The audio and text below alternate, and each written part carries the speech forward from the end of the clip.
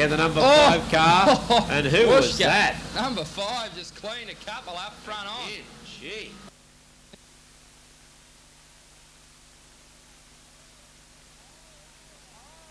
Oh, one over. Couple over. Well, it's the number 1, Wasson up on the outside. Oh, tries to come down on Rickstein. Wham! The round 6 of the Beechwood Home Top Gun. Stu Robertson was 4th. Oh, John Lodge was 5th, and Darryl Farrelly, trying to pass John Lodge, had...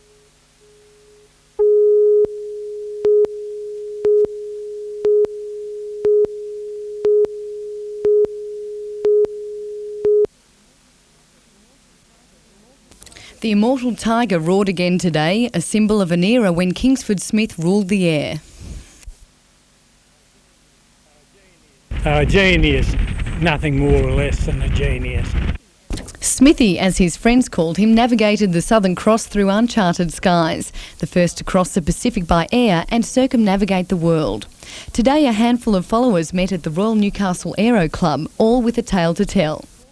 Jeff Corbett flew with Smithy when he was just a lad.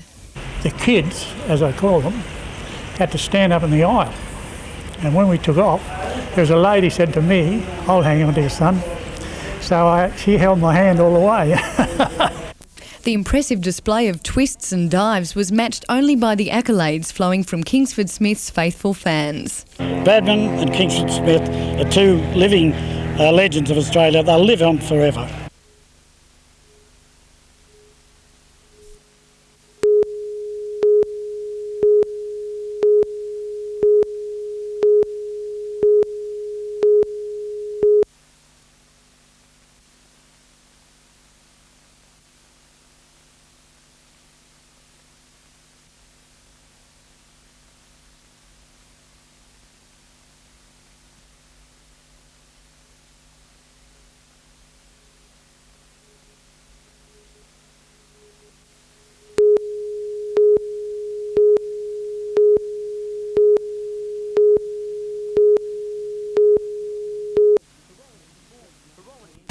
Horology's form since his lengthy 7-month spell has left trainer Tim Martin scratching his head.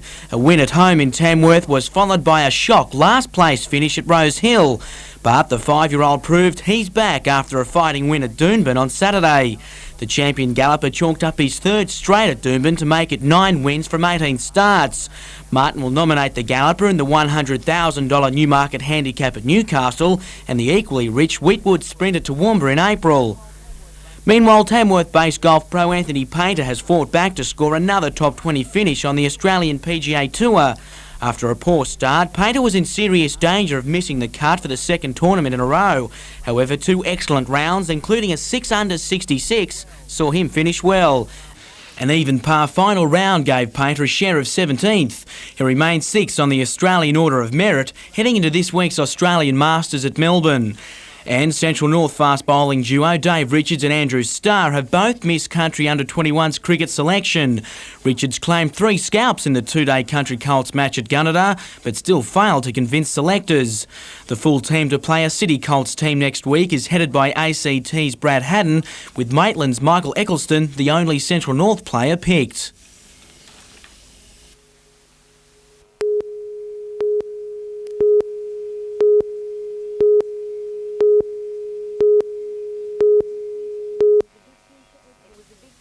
It was a victory for Edgeworth residents. They'd battled for 6 years for a reprieve from pungent odours which emanated from an old sewage plant. It's absolutely fantastic. It's like Christmas again so soon, but the plant recently has been quite good, exactly as they promised us.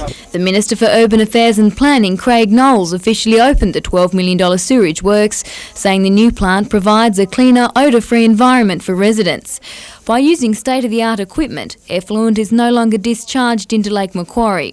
Instead, most of the treated effluent is now recycled and used on golf courses, at a coal washery and to extinguish fires in a disused coal mine. That's a direction for the future, adding value to wastewater, treating it as a precious resource, not just wasting it by pushing it out to sea or into the Lake Macquarie. Although excess effluent is pumped out to sea via the Belmont Beach ocean outfall, the recycling component will be gradually increased to stop all discharge. The sewage works will cater for a growing population of 70,000 people. Simone Cobb, NBN News.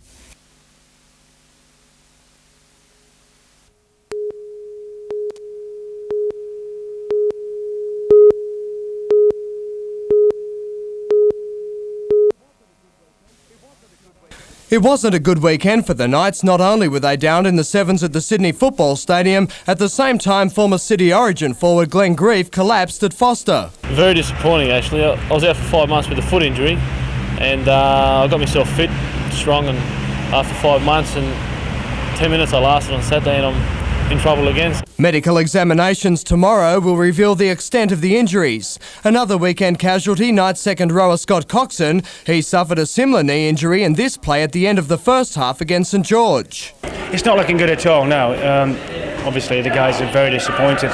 The Knights now cartwheel into 13-a-side football from this weekend. They play Balmain in Tamworth in a trial. Despite the injuries, it's a fight they've had before. They've met the Tigers in a pre-season fixture in Tamworth in 1991 and won. Meantime, a midweek trial for the Hunter Mariners. They left this afternoon for the Cook Islands for Wednesday's clash with the Western Reds. The Mariners should get a warm welcome with local hero Tony Iro on the side. The second rower fondly recalls a similar trial match at home last year. Oh, well, I had a shocker, but I still got man of the match, but I suppose that had to do with all my uncles being on the voting committee, so it was handy $500, but the boys soon grabbed it off me and took it to the bar. Iro is one of two changes to the team that played Penrith at Curry. He's back from nines duties, while Tim Madison has also been promoted into the starting lineup.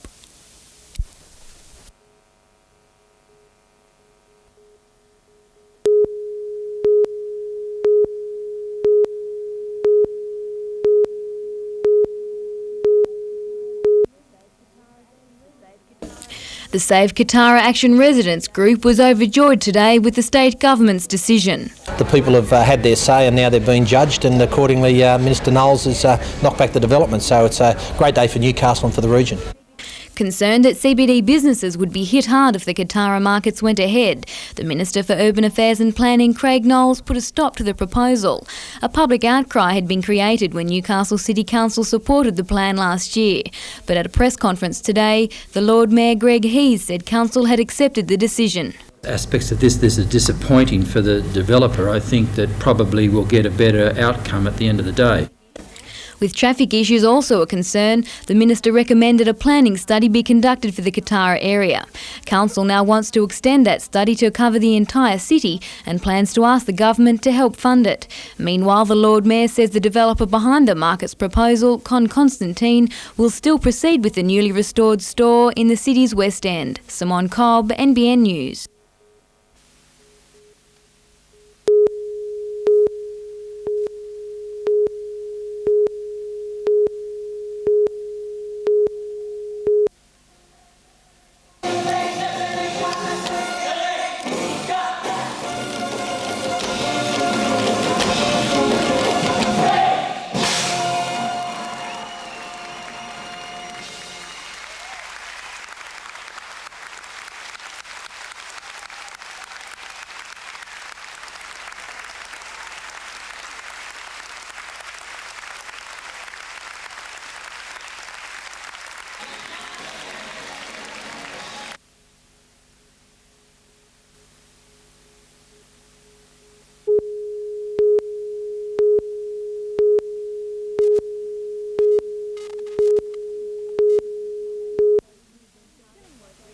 The Killingworth region has been targeted by both Newcastle and Lake Macquarie City Councils as the next major growth area. The draft strategy, drawn up in conjunction with the state government, is a guide to properly coordinate development well into the 21st century. To me it would be silly for Lake Macquarie to have, say, a library, a Newcastle library, and we have soccer grounds and they have soccer grounds. There's a need to bring together community infrastructure. With a potential population growth of 70,000 people in the next 20 years, more than 8,000 hectares of land will be opened up for housing, commercial and industrial uses. The strategy aims to ensure people can work near their homes, as well as have access to essential services and community facilities. Although large-scale land releases will occur, both councils have made a commitment to sustainable development. We want to make sure we retain bushland and the identity of areas as well without making it an urban sprawl. At the same time, plan orderly development for the growth that's going to take place. The draft strategy is on exhibition until March 27th. Simone Cobb, NBN News.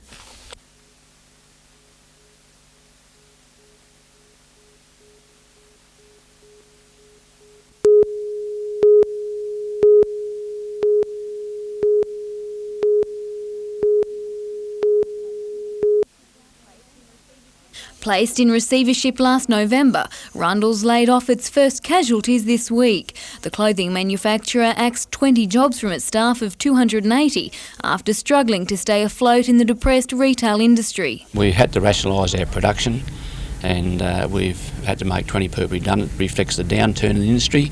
It's been affected by imports and lower retail trade. Peter Rundles says although it was a difficult decision, more jobs would have been jeopardised if it hadn't been made. The move was part of a restructuring the company is undergoing because of falling levels of trade. Mr Rundles says he's confident there will be no further job losses, with the expectation that the company will emerge from receivership in the next few weeks. The company is hopeful of having a refinance from a new bank, and I'm always an optimist. I'm always believing the trade will improve. It remains to be seen, but I do expect when the change of season comes that the trade will pick up a little bit. Simone Cobb, NBN News.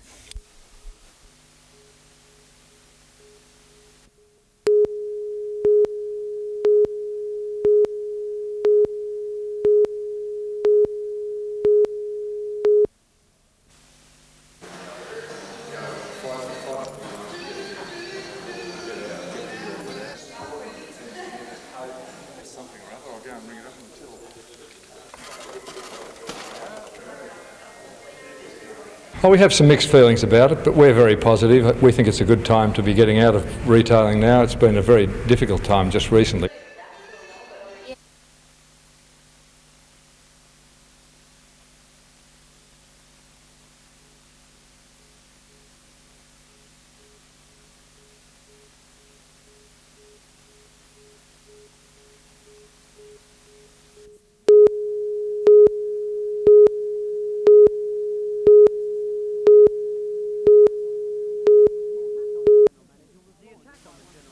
The attack on the General Manager was launched by one of her fiercest critics, Councillor Kevin Cousins. It came after the GM used the state's protected disclosures legislation to block releasing details of the report on staff intimidation.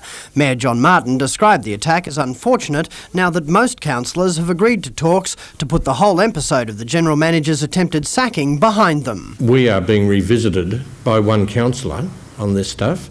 The rest of us are trying to get on with the proactive stuff. One item which received widespread support from Council is a new plan to convert the disused former Cambridge Hotel building in the city heart into accommodation for university students and shops. It's hoped the conversion will be the first of several to breathe new life into the CBD. It will bring people back into the central Maitland area. For starters, it'll improve the security of the mall. But importantly, it'll bring extra dollars back into the economy. Meanwhile, a proposal for a Dob in a Vandal program sparked by a recent attack on the Metford railway station was deferred by Council. Mayor John Martin says he has reservations about the proposal and wants to take a closer look. It worries me a little that you are starting to preempt what the police are doing, and it could almost be sort of seen as vigilante action. Phil Hind, NBN News.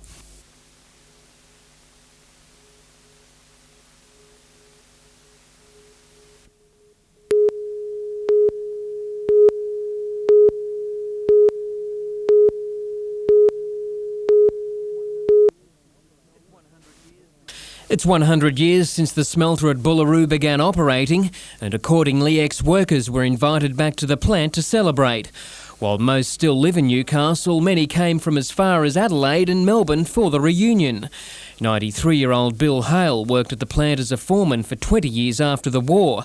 He's impressed with the condition of his old workmates. Oh yes, quite a few of them are here, and thrills me to see them in such good shape. The plant's history was also on show, the smelter's first paybook from the Sulphide Corporation days, and tools first used when the operation set up shop in 1897.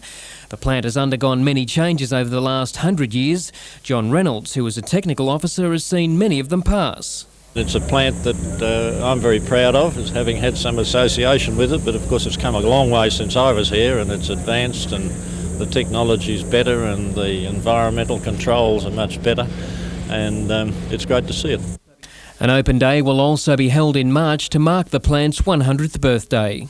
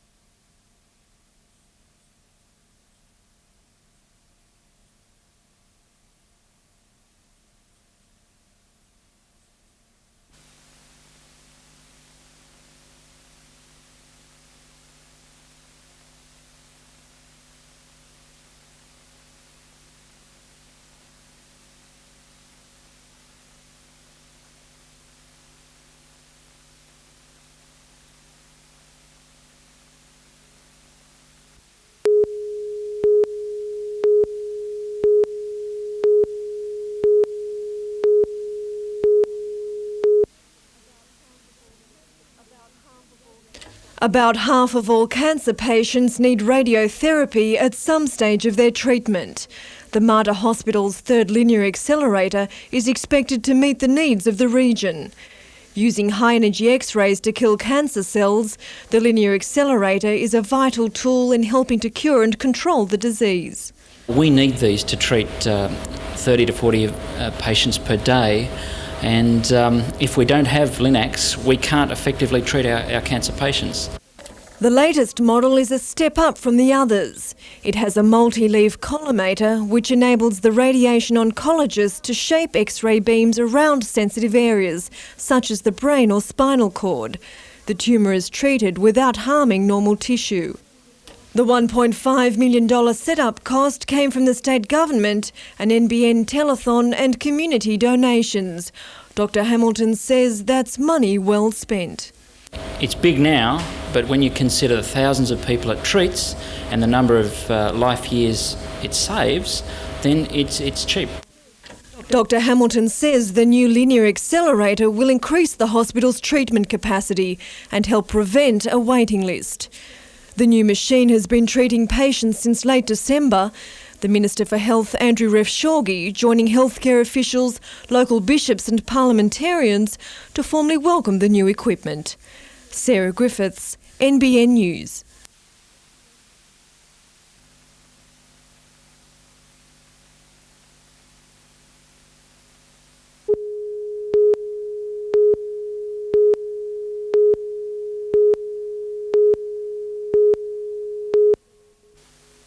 In the wake of the Burdekin report into mental health, a strategy released 5 years ago was hailed as the answer. But a national conference was told in Newcastle today the health system is still failing the mentally ill, their carers and families. Health Minister Andrew Refshaugi admitted past policies, such as integrating those in care into society, were wrong.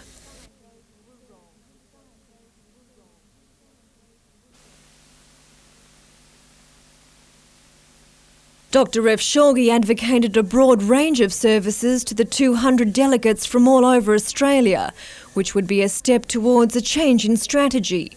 He claimed current legislation denied people the right treatment and that policies would be changed if necessary. At the moment, the law seems to stop too many people from getting help that they do need. The Hunter region leads the way in the provision of mental health services.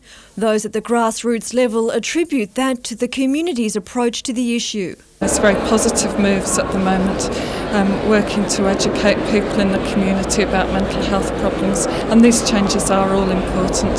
Sarah Griffiths, NBN News.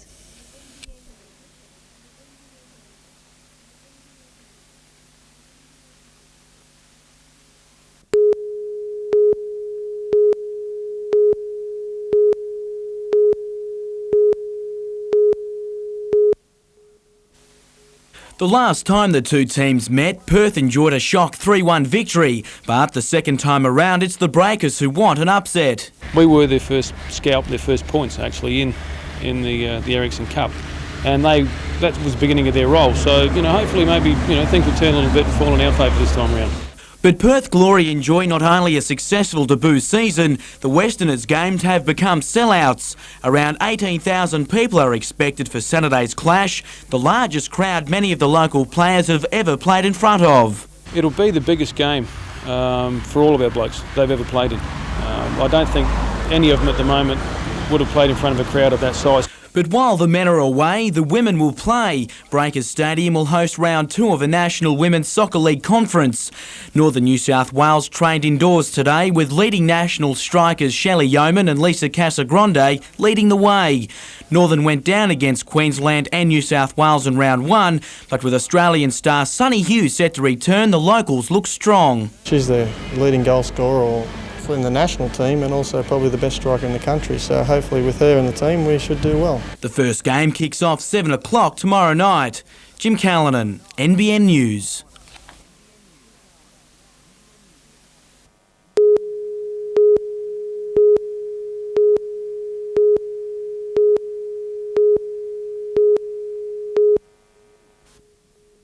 The main purpose of the inquiry is to provide advice to the government on the local and international trends influencing Australia's steel industry and to hopefully provide some safeguards for the future. 3 Hunter MPs are on the panel: Liberal Senator John Tierney, Labor's Alan Morris and Member for Paterson Bob Baldwin. The inquiry is a response to a lot of public interest into what the future of the steel industry is. This is not an inquiry to beat up on BHP, but an inquiry to find out what has happened. Mr Baldwin says the committee does not intend telling BHP what to do, but neither would it recommend pouring money into what could end up as an unprofitable industry. BHP today said it will do everything it can to cooperate with the inquiry and keep both the government and industry representatives informed. Day-to-day hearings will be held in Newcastle, giving local people a chance to put submissions about the future of BHP and local steelmaking. Chairman of the committee is Liberal MP David Hawker, who holds the Victorian electorate of Wannon, a non-steelmaking area. What I'm very keen to do is to get all members of the committee to look objectively at some of the challenges. We will be visiting Newcastle.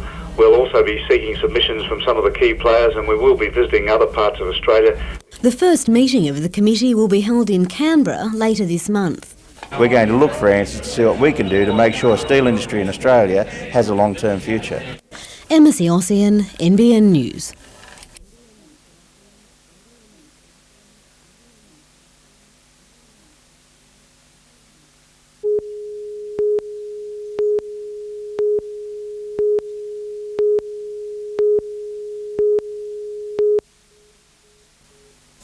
The trip to Perth was never going to be easy for the Breakers, buoyed by a bumper home crowd and lofted position on the ladder. The Glory held favouritism, but the visitors rose to the occasion. In defence as well as attack, Newcastle held its own early on. Then after 11 minutes, Glenn Sprott's chip found Liam Maguire and a driving shot at the net. The second best attacking team in the league was never going to give in. Breakers keeper Liam Baker was under siege and Perth almost broke through. A series of near misses for the home side brought the crowd to their feet and almost the scorers as well. Half-time couldn't come quick enough for Newcastle, but even after the break the onslaught continued. Then against the run of play, Newcastle increased its lead. Smiles all around in the Breakers camp, but they were nearly wiped off 5 minutes later when the locals fired up again. Todd McManus's crucial reflex save was perhaps the turning point as Newcastle held on to win 2-0. They've now knocked off the top 3 sides in the competition.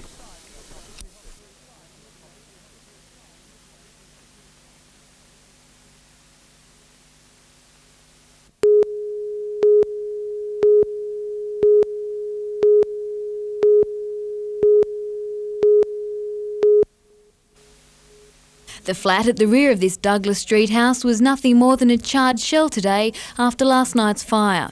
A neighbour was first alerted to the fire around midnight, shortly after arriving home from work. There's a loud bang and I went out the front to see what it was. I looked around and there was smoke coming from the house next door. So I went round the back to see if I could wake anyone up that was in the house. Mr Heyman says he then began yelling and banging on the side of the house to alert any occupants in the 3 flats. He managed to wake 2 men and a young boy asleep in the front unit.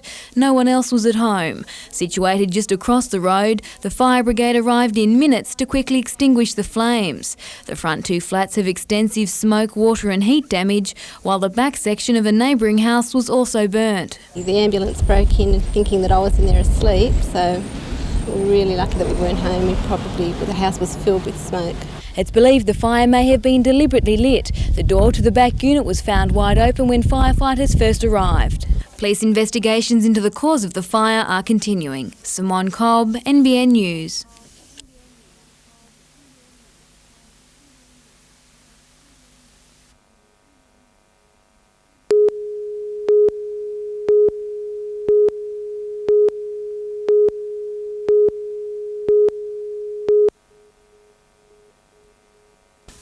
Trent Munro was the favourite to take out today's finals at Avoca. After winning the South Australian leg of the Junior Series, the 18-year-old hotshot carried his form through to the Central Coast. But after consistent wins in the heats, Munro was forced to work hard in the final. His first waves of the day weren't as impressive as those from rival Zane Harrison from the Sunshine Coast, Coffs Harbour's Lee Winkler and Sean Fanning from the Gold Coast.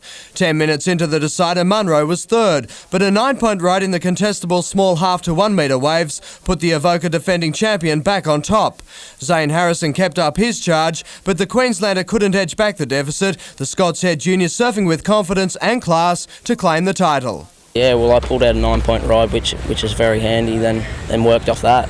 Munro's victory was his second in the Australian Championship circuit. It now moves on to Burleigh Heads before the decider at Bells Beach. Munro's efforts advanced his lead in the series. Yeah, I'm really happy. I just won one from last week and now I've taken this out, so I'm really happy. Central Coast surfer Amy Donoghue won the women's division. The under-18s national champion outclassed her more established rivals to dominate the contest. The 16-year-old won from Byron Bay duo Jenny Boggess and Julie Morris. Jonathan Upton, NBN News.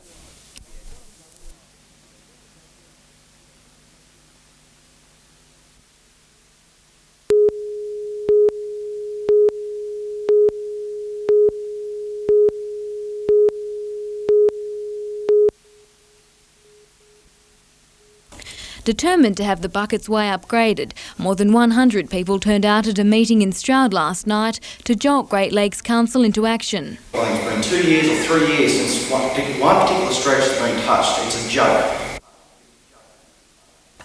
With a daily barrage of heavy vehicles along the narrow and at times winding road, locals say it has deteriorated to the point of being dangerous. While council has spent more than $400,000 in the last 12 months on maintaining the road, residents say it's simply not enough.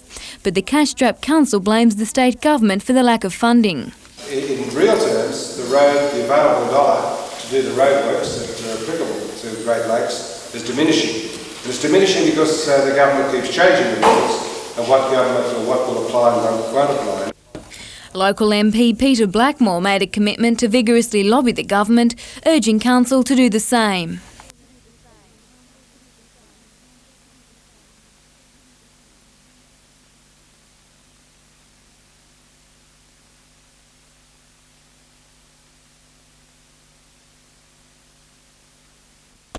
In an unexpected move, mining company CIM Resources pledged $10,000 towards a road survey if council matched it dollar for dollar.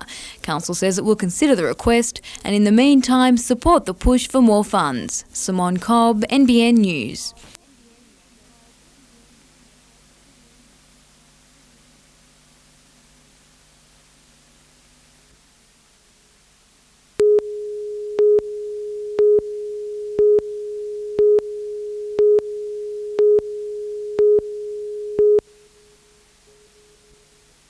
At present, the Merryweather Wharf site is zoned for maritime purposes. The Honeysuckle Consortium needs the land rezoned commercial to make way for the $40 million Holiday Inn All Suites Hotel. The application was lodged in April last year. There have been a lot of decisions made in the last 7 years by Council that have led us into this position of asking for a rezoning. However, the council committee considering the rezoning has deferred its decision. The developers of the Intercontinental Hotel on land opposite Merryweather Wharf say the Holiday Inn would block its views and have threatened to pull out if the rezoning is approved. The council committee will seek meetings with both developers in the next week to canvass altering the designs of the two hotels. If we can get some view corridors there, I'm quite sure that Richard Owens would be able to design around the ideas that I have to put before the Urban Development Committee when we meet again. I don't believe there are too many problems to be sorted out. The development we're proposing is within the council guidelines. The guidelines, they were adopted last year, and certainly the consortium has met that in the terms of the concept design. The City Council is due to make a final decision on the rezoning next Tuesday. The Holiday Inn All Suites is the Honeysuckle Corporation's first major commercial venture. It warns if the rezoning goes against the hotel, it will send the wrong message to the investment community and place the rest of the Honeysuckle development in jeopardy. Phil Hind, NBN News.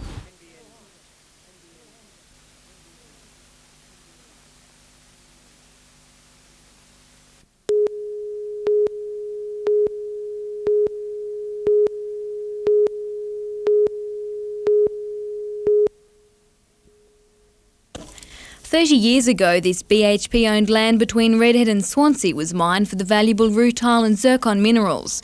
Since then, numerous companies have held exploration licences for the area but haven't gone any further. BHP Titanium Minerals is now seeking the licence, a move which, according to Lake Macquarie councillor John Jenkins, has alarmed residents. BHP has overseen the destruction of the land in that area over many, many years, and people are very wary as to what BHP's intentions might be.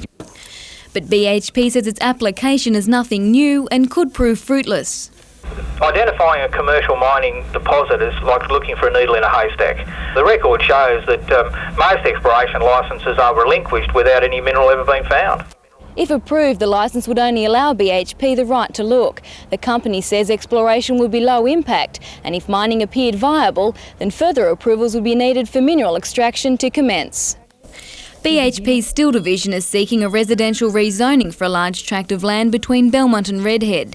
Ian Wiskin says if sand mining went ahead, it would not interfere with the subdivision plans. Mining could actually precede any residential development and could actually assist in preparing the earthworks. It could also assist in repairing some of the damage that was being caused in the past. Simone Cobb, NBN News.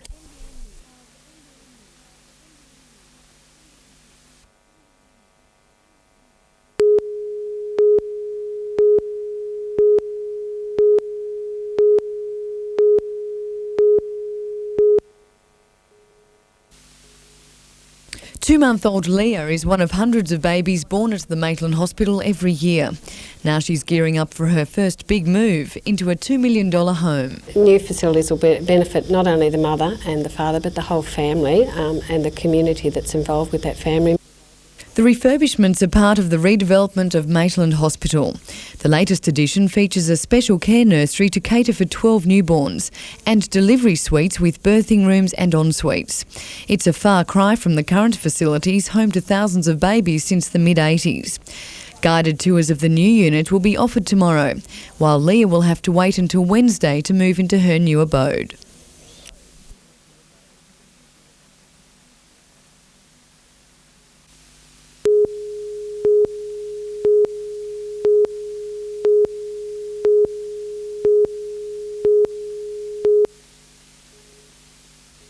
It's been another dark day for the Hunter Valley coal industry. In the space of a matter of hours, 4 men had to be treated at the John Hunter Hospital for mining-related injuries. It drew a stinging response from the state government. 3 major incidences in 24 hours, and it goes on and on, is unacceptable. Last night's string of accidents began 2 kilometres underground at the Cooranbong colliery when a temporary roof support gave way on a 27-year-old production worker. He was taken to hospital for observation and later released. At 2 o'clock this morning, a maintenance worker at the Hunter Valley No. 1 open cut mine was hurt as he worked to pull a mine vehicle from a bog using a bulldozer. The 21-year-old suffered severe bruising. 2 hours later, in the most serious of the accidents, 2 men working 7 kilometres underground at the Gretley Colliery were injured when part of a rib wall gave way. A 45-year-old production worker remains in a serious but stable condition with a suspected fractured pelvis. His workmate sustained only minor injuries. Less than 4 months after the Gretley disaster, which claimed 4 lives, the company which owns the mine is satisfied its safety procedures are up to scratch. Well, I would hate to say that anything is inevitable underground, but it would appear to have been a one-off which couldn't be foreseen. Nevertheless, there will be a full investigation which started immediately this morning. Mines inspectors are probing each of the incidents. The reports will be submitted to the inquiry into the Gretley disaster. The state government's current mine safety inquiry will also look at each accident. The report is due to be handed to the Minister at the end of March. He's promising action to make the industry safer. That we must mine and mine safely. If we can't mine safely, we shouldn't mine at all.